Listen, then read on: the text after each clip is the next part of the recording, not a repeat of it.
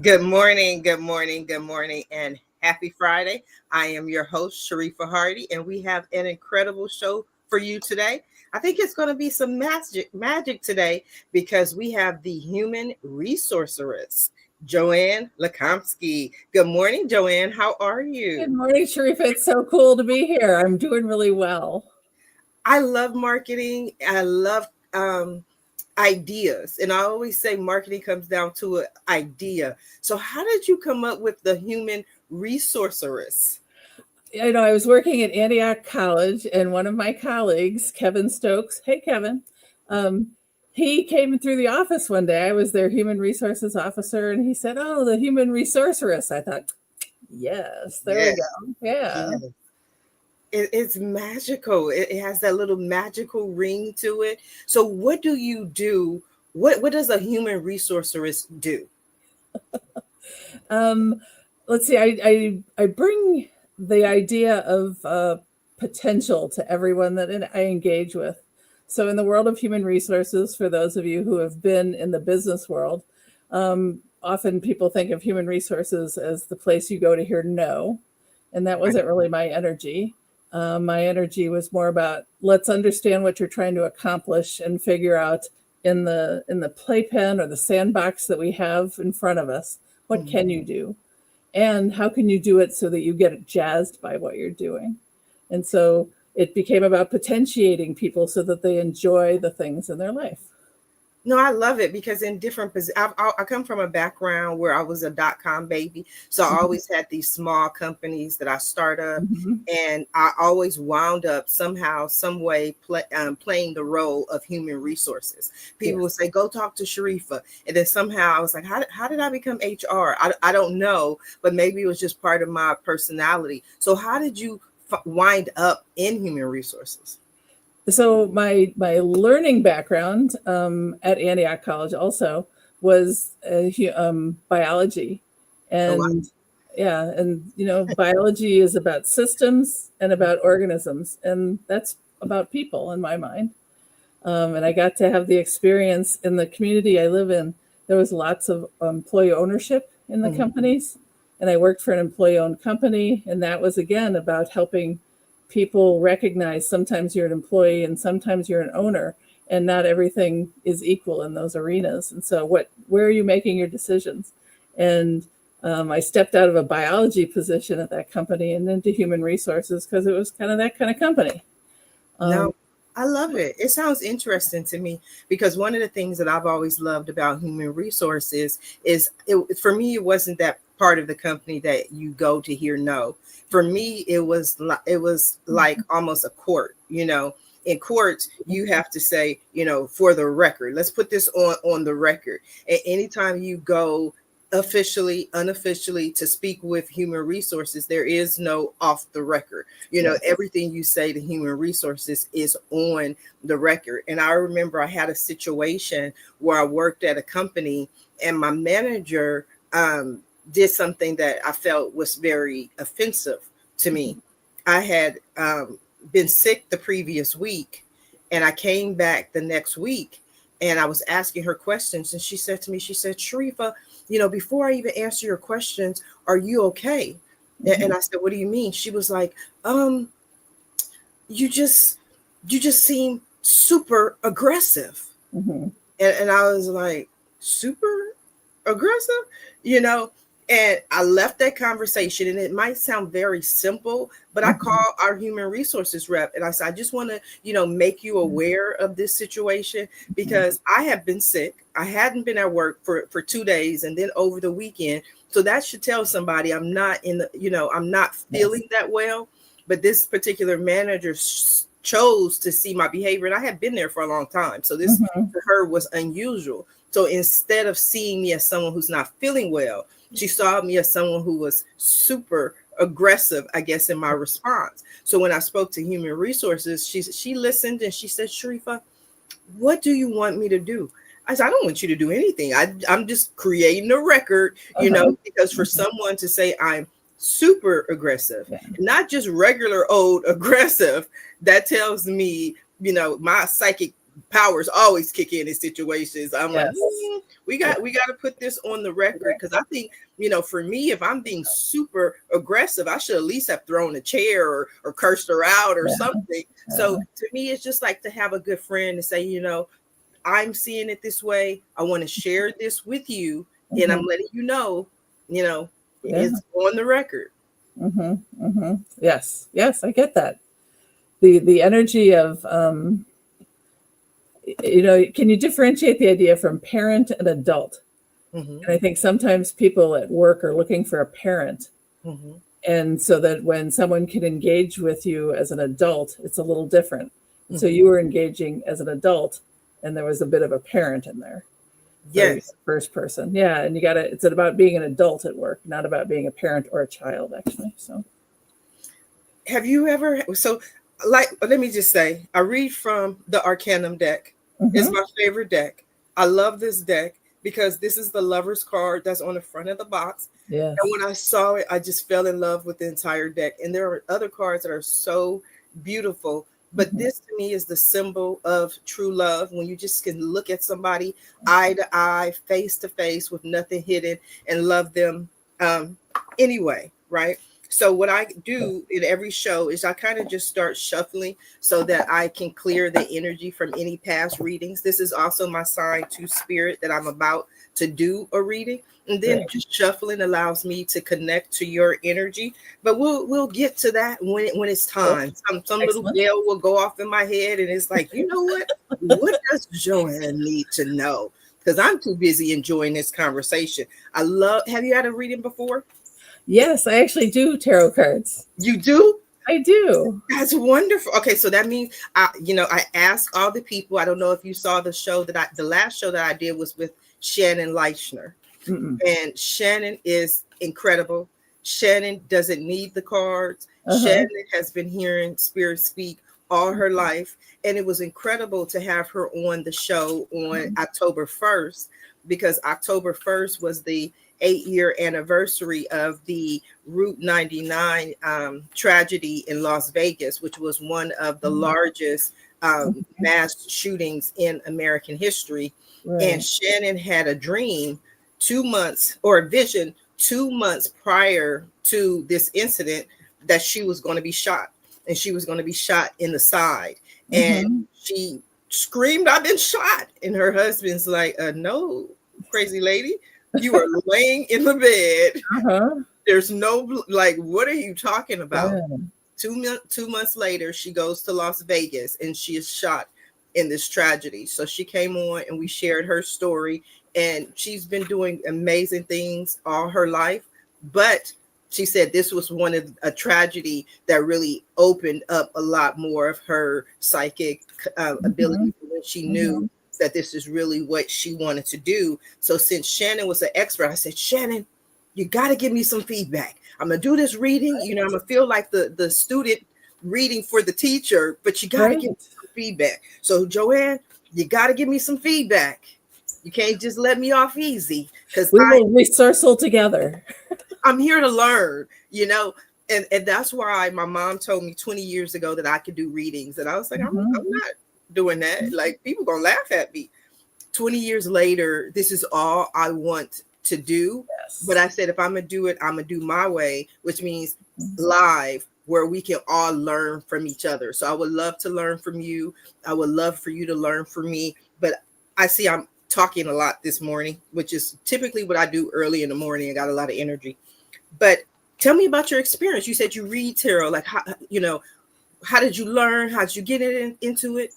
A friend of mine and I, 30 some years ago, we were working together, and we started handling the cards and kind of doing readings for each other at work. And I find that my human resources and human resourceress and coaching ties really nicely with tarot.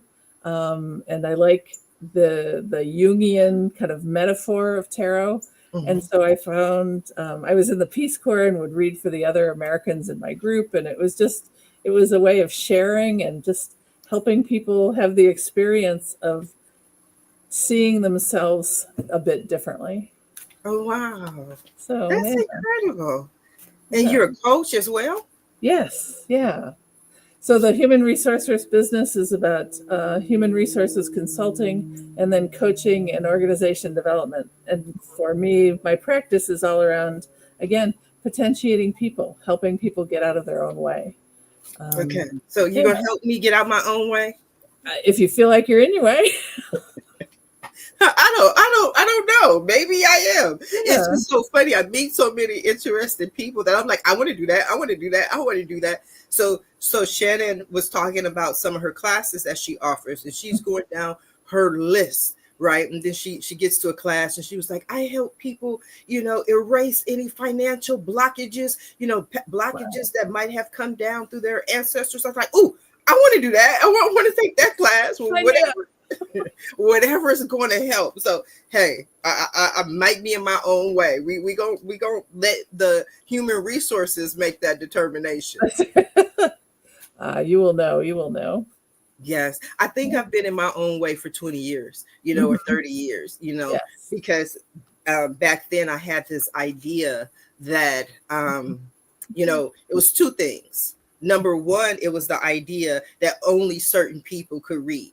That's why my goal now is really just to demystify a lot of the industry, because I think there has been a concerted effort from people within the industry to make it like, oh, well, I'm special. I can do this. You can't. You have to come to me for the messages. Right. And then the other aspect is like, I don't want to sit and just turn over cards. Like anybody could turn over a card, but I think you understand more than some people that it's about coaching. Yes. It's not just about what the card is accepting. And that's what I say in my description. Yeah. That is my belief that out of 78 cards, why did Joanne get those 10 cards? Right. Yes. And if those are the cards and those are the messages that you needed to hear, then there's a reason, and it takes me down this whole rabbit trail of, okay, well, she needed to know that. Why does she need to know that? And how, and I got some feedback. I love this because after the show, all of the guests give me the online feedback, which is always, Sharifah, you're so wonderful, right? And then after, when we're offline, they give me okay, Sharifah, I got to tell you feedback. And I'm like, I love both feedback. It's so wonderful.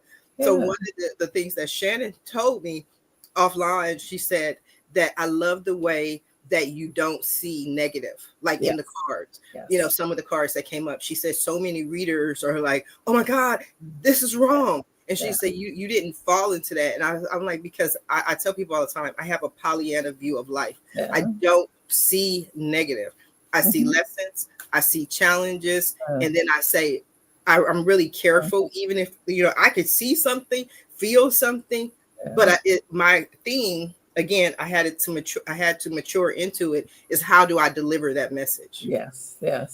I think it was Nelson Mandela who said, I never fail at anything, I learn. Yes.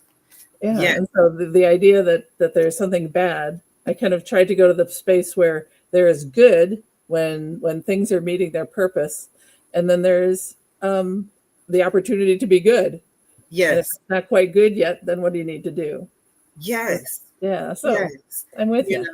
And I think sometimes when you frighten people, you create, and I've told my kids about this a long time ago, I really truly believe in self-fulfilling prophecies, so when you create this energy of fear or, oh my God, this is about to happen, then guess what? It's like, oh my God, I see you're about to fall off the ledge. Now they're afraid. And instead of walking gently, they're stumbling and they're afraid and they fall off the ledge. So it's how you deliver the message. So when you were doing your readings or even in human resources, have you had, because I know one thing I watched, I don't know if you've ever seen it, they talk about, I think it's Google or one of them that has a special way of firing people.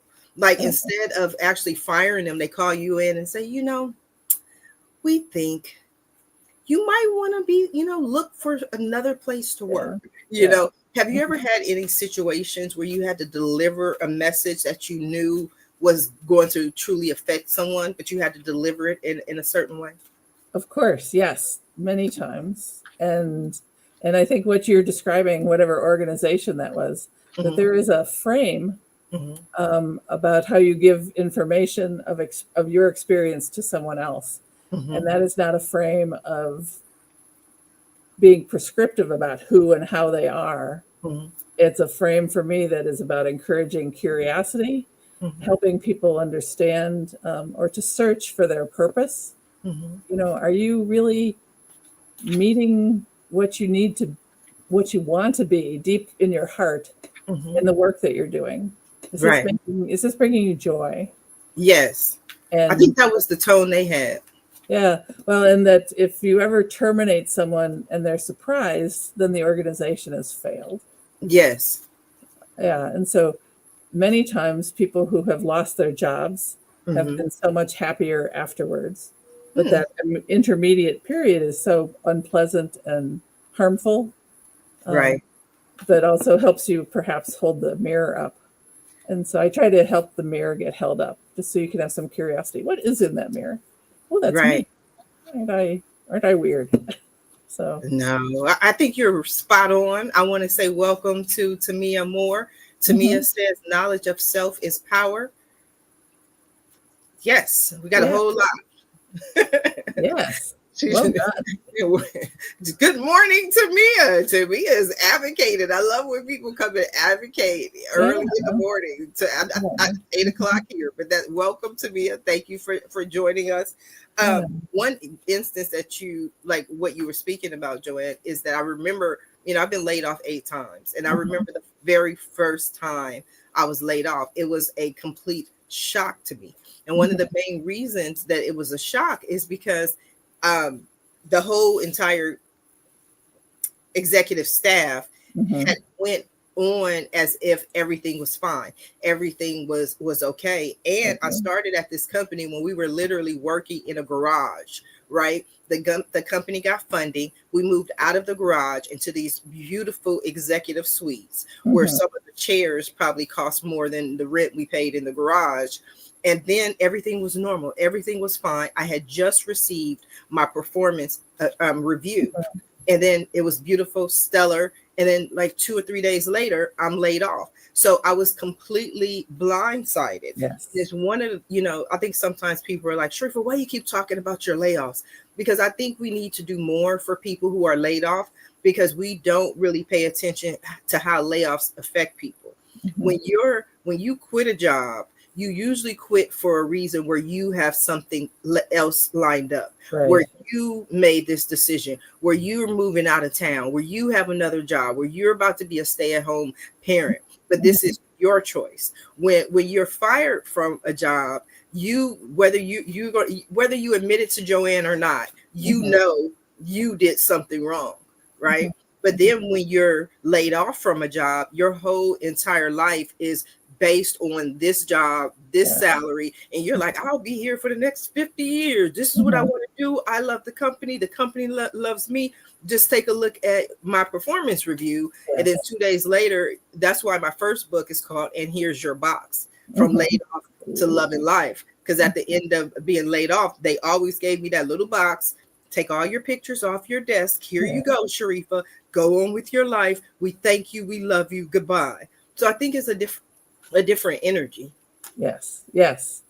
The something I encourage when I speak with organizations about how they engage with their colleagues, and if a leader has to have a hard conversation, I'll talk to the leader about what's going on in their gut, because generally they're making up a whole story in their head. They're nervous. They don't want to do it. They hate doing it.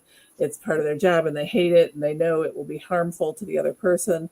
And so I have them focus on themselves, because their energy is creating something that may or may not add value during a conversation with someone to whom they're giving bad information, unpleasant information.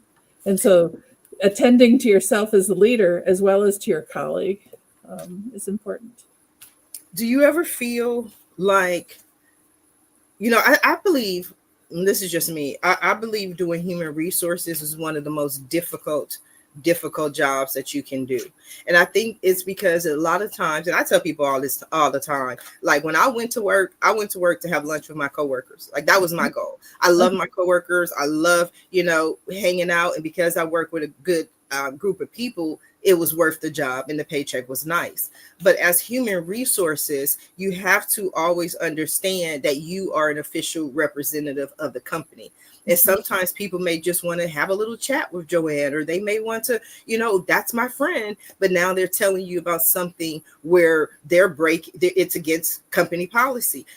How does that make you feel? Do you ever run into those situations? I'm now external, so I'm a consultant. Okay, well, not running into them anymore. Yes, not anymore. But internally, yes, there was always kind of a line to cross, and I felt comfortable both contesting leadership and saying, "Where's your humanity?" as well as contesting my colleagues and saying, "You're being paid for something. Is this something giving you value? And if it's not, think about if you want to be here. There are certain parameters you have to work within." And also being comfortable saying, that I'm here being paid by this company. And so in our engagement about this topic, I have to think about what's best for the company, because that's who's supporting me. And so if you want to continue the conversation, that's cool. But hey, just know it's on the record. Yeah. So being able to even go under the record instead of off the record, but under the record, and be able to kind of accept the energy of someone's concerns, because the company also needs to understand that energy and be aware of it without going into details. Wow. But I mean, still has to be it can be a difficult position to be in, right? Because there are also situations, and it doesn't just apply to human resources, but other executive level positions where sometimes we are not 100% on board with maybe something the company is doing or something the company has said or what the policy is. And one of the things that I learned early on is that there is a difference between a company's policy and a company's culture. So the company may say you're not allowed to do this, but then, hey, it might be an old boys club and this is what they do. So that can put you in a very difficult position. Yes. And generally, then I really hammer on the company. Okay. Say we're not being congruent with what we say, and that's going to cause problems. I love it. And then I have left organizations, thought this isn't really making me happy. So see you later. Just walk away. Well, probably not that dramatically, but I that's often in my mind. Does this align with who I am? Is it making me inauthentic to be here? So now you said you're external. So why would a person reach out to someone of your caliber? Self-curiosity. Okay. So on my business card, it says something like the two most important days in your life are the day you're born and the day you understand why. Okay. So I help people find their why. Okay. Yeah. As well as I work with, there's a lot of nonprofits in the community I'm in. I try to help them be, it's hard in the nonprofit world. They want the same caliber people that are being paid bigger money. In the for-profit world, is it fair to ask people just to work their passion and not get paid? So help them figure out how to see their employees. I was in the Peace Corps in South Africa. Okay. And in the Zulu language, the greeting is Sawubona, and it translates to "I see you." And so conceptually, it's not just I see you. It's but I see you in your entirety. I see you. I accept you. I love you. I understand you're imperfect, and I see you.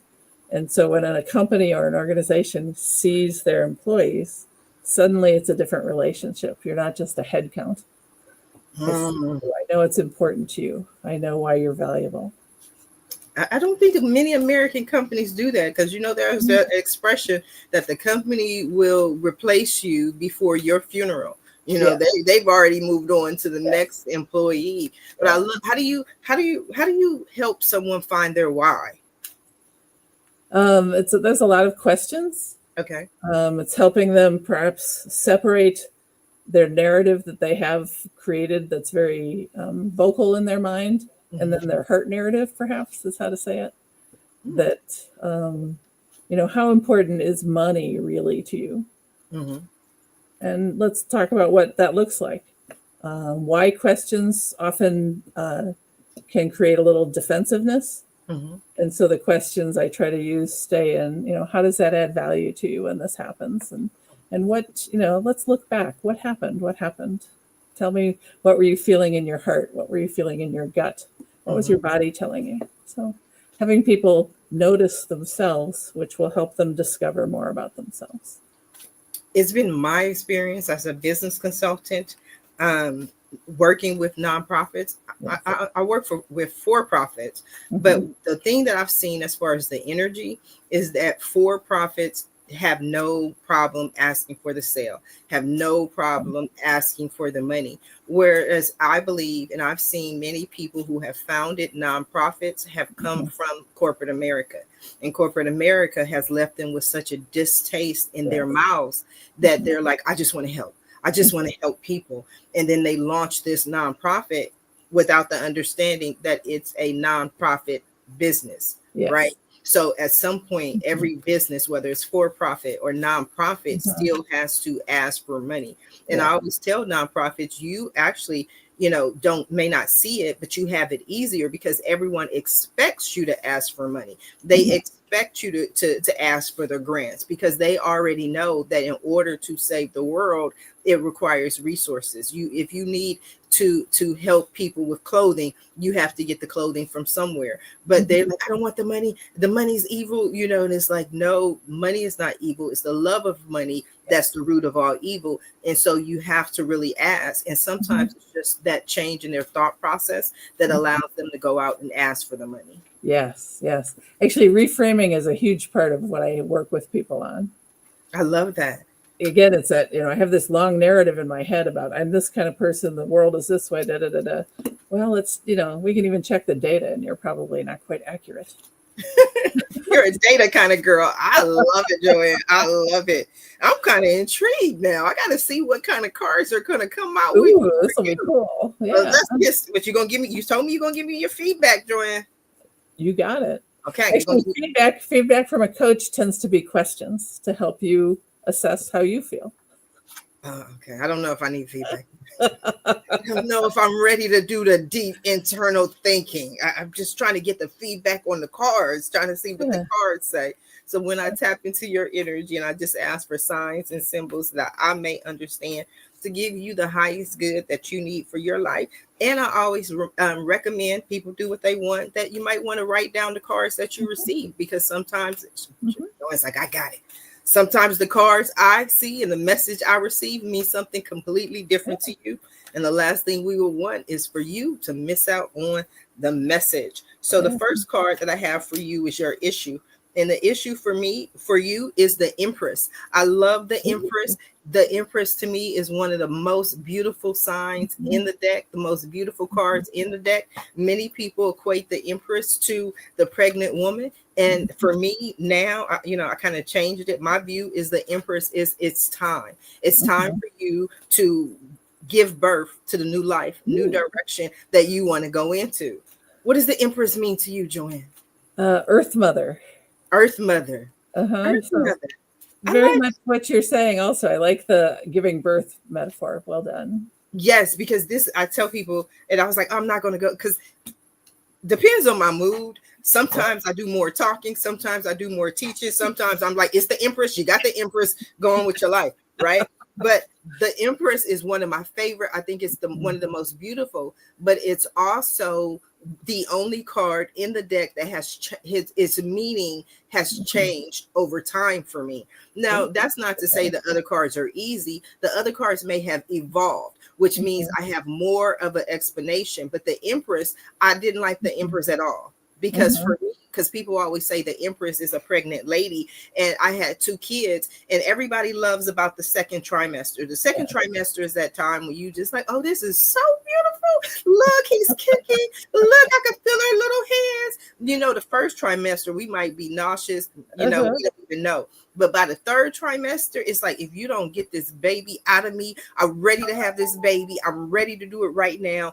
But what we all know is that the baby is not going to be born until the baby's ready, and God's ready for the baby to be born. And so Yeah. being impatient, and impatient Aries, I always wanted to happen right now in real time, on my time schedule, not the baby's, not God's. Then I was doing a reading for my dear friend Dawn Lane, and Dawn was like, Sharifah, but that's my message. Anytime I receive the Empress, it means for me it's time. So that's Okay. the new meaning that I've adopted, and that's beautiful. Especially in the issue is that I feel that in your life, what you're doing, shining, stepping out there in faith, it's time for you to go into that new direction. And this is beautiful because the next card that you have is the Ten of Cups. All right. Ten of Cups. For me, the Ten of Cups is the fulfillment card. So with this new life, there's a lot of happiness. There's a lot of fulfillment. Like you're glowing.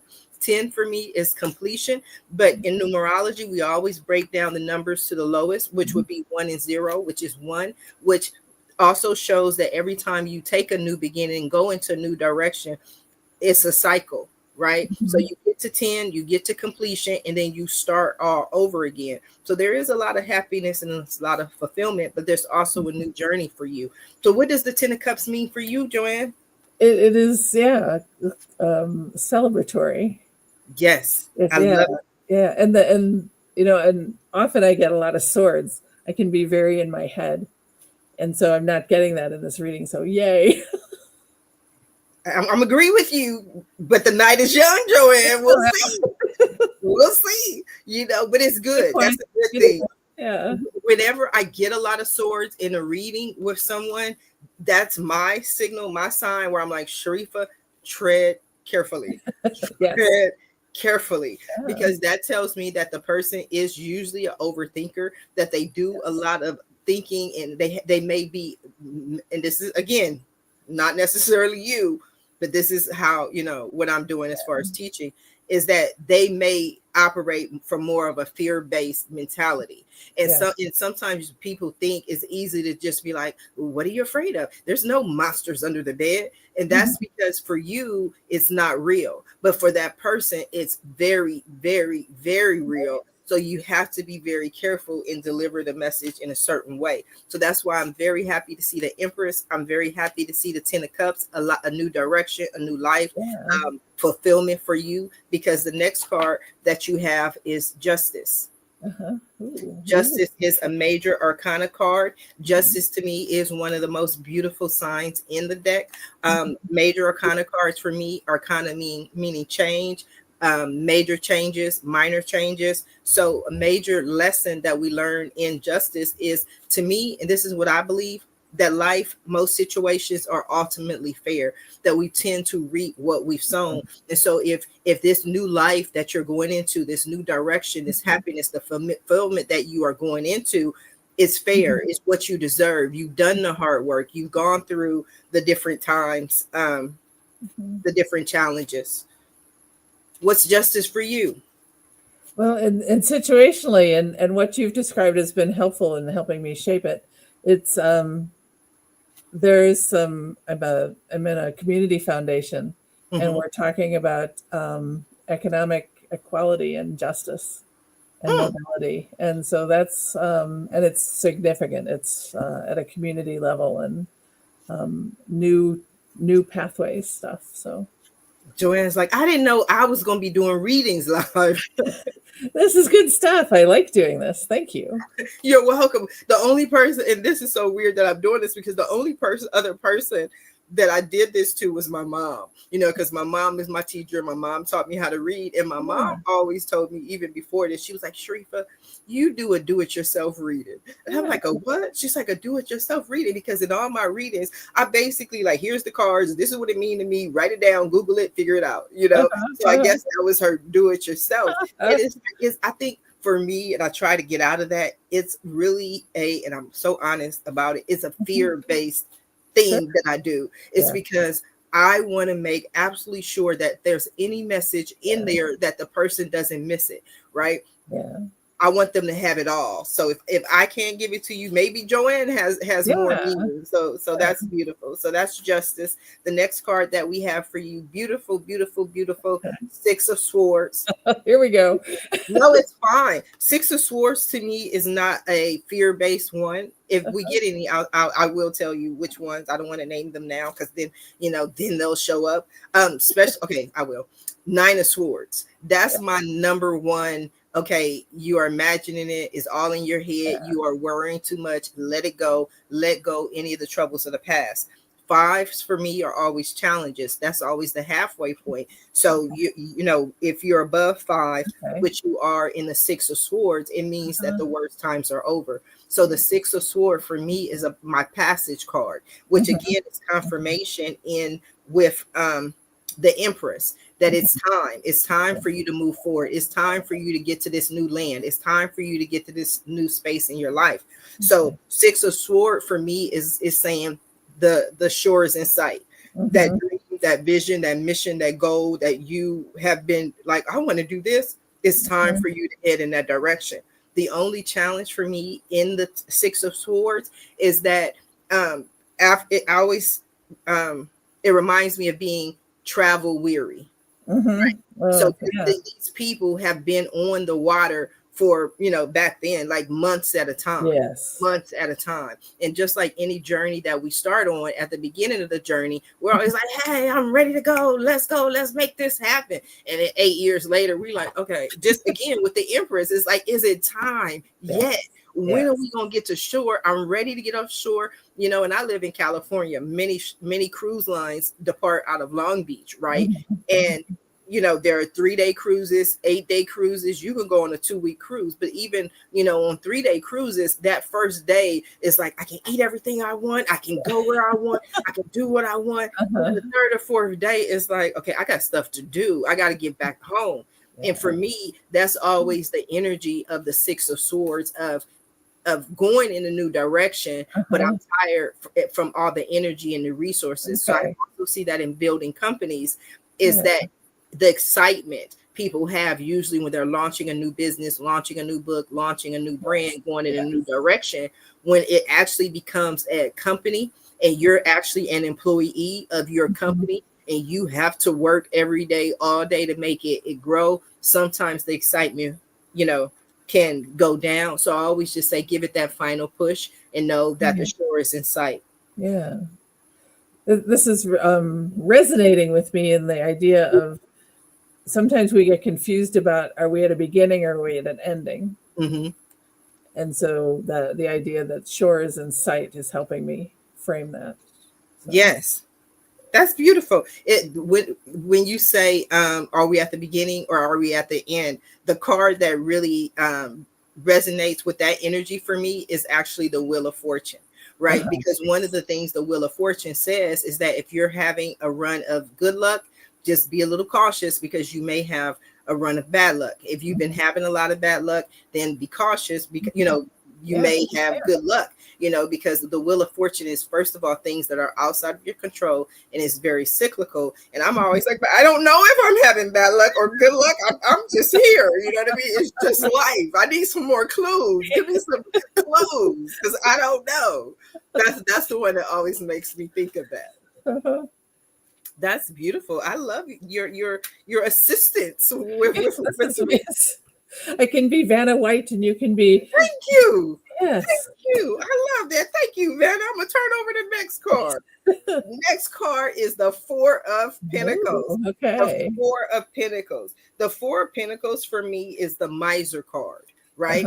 So in reading this all together with passage and fulfillment and even a new life, the reason it's called a miser is because you can even see it in this picture. He's holding on to his Four of Pentacles. He's holding them to his chest, or she is rather. And the whole idea is that energy, whether it's currency, money, whatever, it's energy. Energy has to flow, which is why it's called a current, right? Currency, a current. It has to flow. It has to move. And so even if I get this in a relationship reading, I always tell people the key is don't hold on too tight. Don't hold on to what you think it has to be. Don't hold on to what you think it has to look like.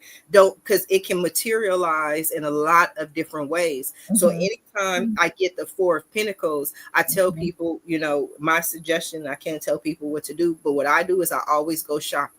That's my go shopping card. And I tell them, don't go buy a new house, don't go buy a new car, but you could go to the Dollar Tree, the 99-cent store, go. But the whole point is it's a sign to God, to spirit, to the universe, whatever you want to call it, that you trust that whatever all your needs are met, and that you have more than enough. Because if you hold on to it, then you're showing that I don't trust you to deliver, especially in business, right? I also see this as like let go, because sometimes when we're starting a business, not just even starting, when we're in business, right? Maybe we're having tough times, and we like, oh, I really need a new tractor. I just made that up. I don't know why Human Resources need a tractor, right? But you need a new tractor, right? But we're like, I can't do that. I don't have enough.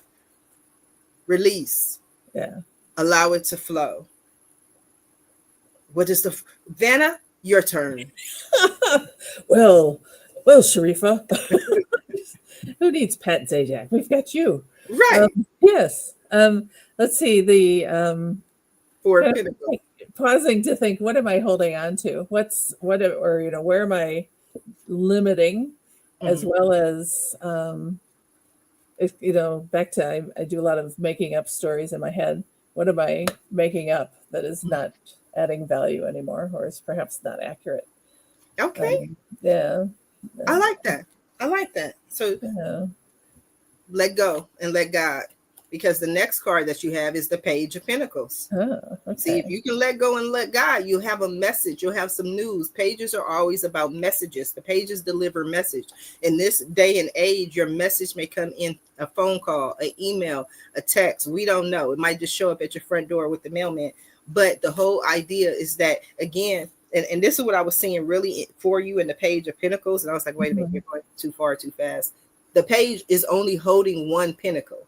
This is not, you're about to hit the lottery card. This is about, Page of Pentacles to me is always about seed money, right? And most businesses, that's usually what they need, is some kind of seed money. Right. That's the initial phase to be able to get, where they're going. So if they get this amount of money, they can utilize that money in order to be able to grow, which is also wonderful in conjunction with the Four of Pentacles, is that maybe something requires you to spend a little bit of seed money, invest a little bit of seed money. I always use the example of, I tell people now, even in doing readings, I would never be able to do this show without Chat GPT, right? I have basically like a little guest template, rather. I'll go to the guest website. This is what I did for Joanne.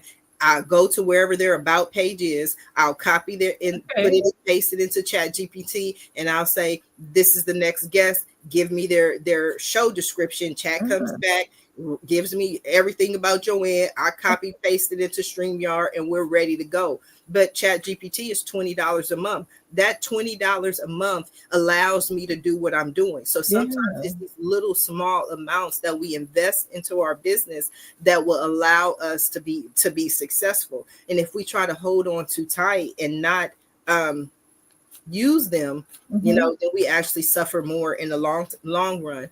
What does Page of Pentacles mean to you? Youth is in there for me. Okay. And resource. Yeah, but I find that the pages in my tarot readings are always weak. So that's a good information what you've shared. I've never heard that. I love that. That's why I love to learn. I've never heard the weak part, but you're definitely accurate, because in the days of kings and queens, first of all, I tell people all the time, and they think I'm funny. I'm gonna do stand-up comedy one day. But the king had one job. The king's job was to sit on the throne. That's it. That's all. That's what he did. The king did not get up and run around and do anything. So he had a young boy who was between the age of 13 and 16, who his job was to deliver the king's messages. See, back then they didn't have cell phones or pagers or email. What? Yes. So they needed somebody young and who had energy, who could run over there and say, look, can you make the king a sandwich? The king is hungry. So he always delivered the king's message. Just like a knight's energy is the energy of someone between 20 and 25. A young person who basically has, he's finished college. Yes. And after we finish college, we think we know everything. But you haven't really fought that battle. Yeah. So true. So I love it. And I love your interpretation. I love it. But it's definitely youth. So again, we're telling you, you're going on in this new life, this new journey. You're going to get to shore, and don't hold on tight, because you're going to get all the money and the resources you need.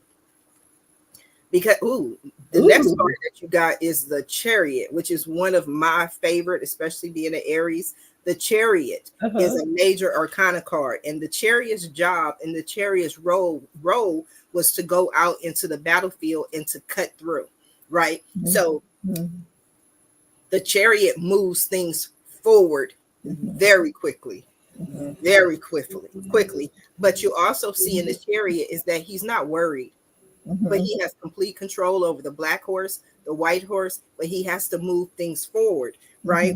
Perfect balance. So the Chariot to me is always about, in this new journey, you moving forward into this new life very quickly. What does the Chariot mean for you? There's a control in it. Yeah. And kind of directional opportunity choice. Yeah. I like that. He has complete control of life and what's happening. He's not worried, but he has to cut through the battle. He has to cut through these ideas. He has to cut through anything that's not serving his highest good, because that's what life is about. It's just whatever is serving your highest good. The next card that you have is the Eight of Wands.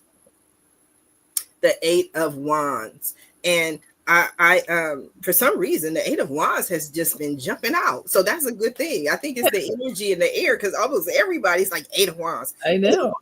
Eight of Wands. So you know what, Joanne? Eight of Wands. Right? The Eight of Wands is one. I think it's probably for you. No, it's for you. It's coming up for you. So there's we can have reciprocal messaging here. Maybe. I received that into my spirit. Yes. Because I think the last couple of times it was actually in the same position, right? So Eight of Wands is one of my favorite cards because I don't want to do a lot of work, right? So maybe that's why we're all getting it, because I don't want to do a lot of work. That's why I'm having Joanne do her own reading, because I don't want to do the work, right? So the Eight of Wands shows, and I can't really try to get the people. Okay, here it is. See, the Eight Wands are already in the air. The Eight Wands are already on their way to you. So there's nothing that you have to do to be but receive them, which is also confirmation of the Page of Pentacles, that it's on its way. The money's on its way. The opportunities are on its way. So you don't have, this is not about going out and initiating anything. This is not about taking the next steps. It's about waiting for the message, the opportunities to come to you, and then moving forward with the surety and the confidence that this is what you are meant to do. The only challenge that I always see in the Eight of Wands is just to deliver the message of discernment. Right? Because you have 8 opportunities, and that's not to say literally in life that you're going to get 8. You might get 6, you might get 18. I don't know, right? But you have to determine what opportunities call to you, what opportunities work for you, and I've experienced that in life, just being a business consultant. People are always like, I want you here, I want you here, I want you here. And, at this event, that event, this event, come here. And when I started out, I was everywhere. Now, when people invite me, I'm like, okay, what am I doing? Am I a part of the event? I'm not going just to sit in the audience. Am I getting paid to go to this event? But I'm more selective. So that's what I always say. Just because you receive all of these opportunities, it doesn't necessarily mean that you have to accept all of these opportunities. Decide what's for the highest good for Joanne. Decide what Joanne wants. And it's Wand. So again, actions, movement. But you see, I'm just going to point this out, even though we're not completely finished, but you only have received one sword so far. You know what I mean? So again, you got the money. You got some action, you got some love, you got some movement. You're definitely on the right path. You're definitely where you're supposed to be. So what does the Eight of Wands mean to you? Well, in this reading, what it's meaning to me is, but I am believing that there is a message in that card for you in this reading also. Okay. And that perhaps we are one of those arrows doing this, or I'm curious about what magic we might make together in the business world. So I don't know what that looks like, but that might be one of the arrows. Is kind of what I'm getting. Okay. Well, we have to talk about it. That's right. When you held up the card, and I couldn't really kind of figure out what was showing, it looked like a flying witch. And I'm finding my crone. I'm in my late 60s now, and I'm finding my crone, and so I have some witchy energy. So that was attractive. That is so beautiful. I don't know exactly what age it comes, because I tell people again, 20 years ago, I never would be able to do this. I'm 49. I turned 50 in March. I'm like, I'm finding my crone. Like I'm more of that wise woman. And one thing that a crone will tell you is they don't care what you think. They don't care if you believe. And I can see it more in my readings. I did a reading the other day, and the whole reading was just resounding. Teamwork makes the dream work. You need help. You can't go at it alone. And the lady was like, I don't have any help. I'm like, you need help. She was like, but I don't have the help. I'm like, I don't care about that.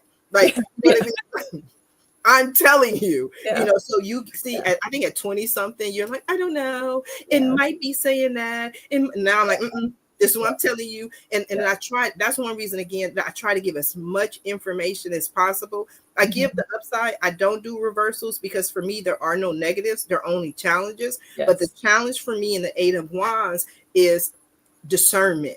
Discern, decide. Just because everybody loves you don't mean you have to love everybody. Yes. That's really my message in the Eight of Wands. Yes. The next card, let's see what the next card is. Joanne, woo, I love this. This is a good reading, girl. We're gonna talk. What we gonna do together? Because you got the strength. Oh, yeah. See? Yes. See? Yeah. And that is one of my most favorite cards. What I always point out in this card is that what she's doing is she's holding the mouth of the lion closed, right? But what we have to understand is the lion is there because the lion chose to be there. He's not there because she forced him to be there. So this is not about brute force. So in this new direction and these new opportunities, it's not about approaching it through brute force. It's not about making it happen. It's not about forcing it happen. It's about simply allowing it to happen. Trust your inner strength, your inner voice, your inner, this is about inner strength. And that's why I just love that card, because, only a beautiful woman can convince a lion to lay down. Ooh, there's a t-shirt. I might need that t-shirt. Yeah. What does strength mean for you? Well, right before you pulled that card, one of my cats was sitting here with me. Oh. And she took off when you pulled the card. So she didn't like the lion. No, I think it was just like she was bringing it in, and then she did her job and she left. That's beautiful. Yeah. Yes. But you know how hard it is to force a cat to sit. Like, if cats start moving and they're out of there. Yes. They're gone, but if the cat wants to sit with you and wants to be rubbed, and that's really what it's about. So when I do a reading, I always do a 10-card reading. You have had 9 cards. We talked about it. We laughed about it. And I think the message is really clear, about a new life, new direction that you're going into, new projects, new opportunities, moving forward quickly, going from one aspect to another. But at the end of the day, Sharifah, you didn't ramble on, went off on many tangents. At the end of the day, what is the final outcome? What does Joanne need to know? And that card for me, I told you, no swords for you. It is my favorite, the one I talked up, the wheel of fortune. And what the wheel always tells us, and it's a major arcana card again. Life is always cyclical. We go from one point of life, the wheel is always turning, and there are things that sometimes simply are outside of our control, which is a beautiful confirmation that you have 8 wands that are on their way to you, messages of finances that are coming to you. And a lot of what is being shown to me again is that even though there's an aspect of karma, which basically means you've done the work in the past, there is still an aspect of just being blessed and highly favored, and those things coming to you through ways that you couldn't have, forced to happen and make happen. So I love the Wheel of Fortune for you. I love just hang in there and make things happen. What does the Wheel of Fortune mean for you? That the wheel is spinning. The potential is there.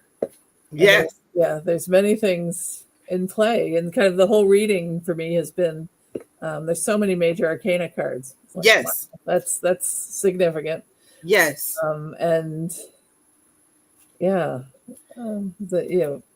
Just I always say that when it's funny how you notice what you notice, and it's whenever there are a lot of major arcana cards, I'm always like, hang on for the ride. That tells me there are shifts and there are turns.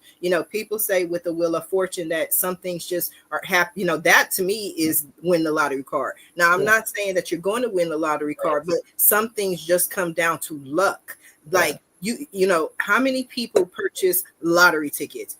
Millions of people purchase the lottery ticket, right? And this one person wins. So it's not an action that they've taken. They didn't do anything per se to become the winner. It's just they were the winner who was selected. But for me, who I always try to look at it from a spiritual aspect, because I don't believe in luck. I believe in God. I believe in blessings. I believe in favor. And so everything tells me that you are blessed, you are highly favored, and that there are good times ahead.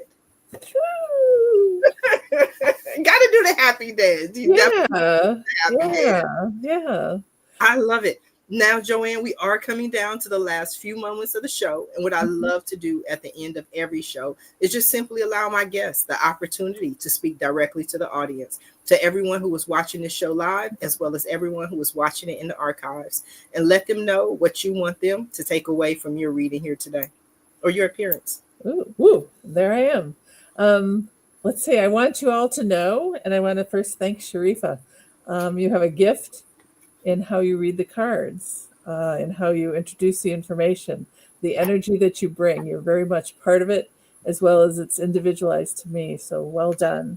And I am Joanne Lakomski, the Human Resorceress. I work with people to help them potentiate and live their purpose, find their way, have some fun as they go through life.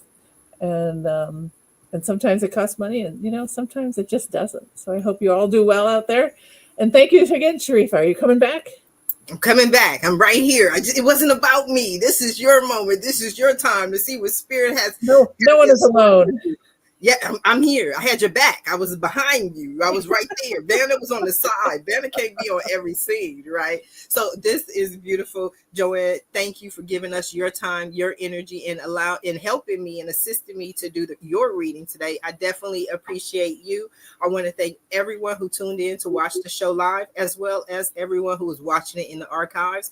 And like I always say, if this reading came across your social media, you're watching it on my website, the message that you received is the message that you were meant to receive today. And if you want your own reading and you want to sit right there where Joanne is, you can visit my website at readmelive.com. Until next time, everyone have a safe and a blessed day.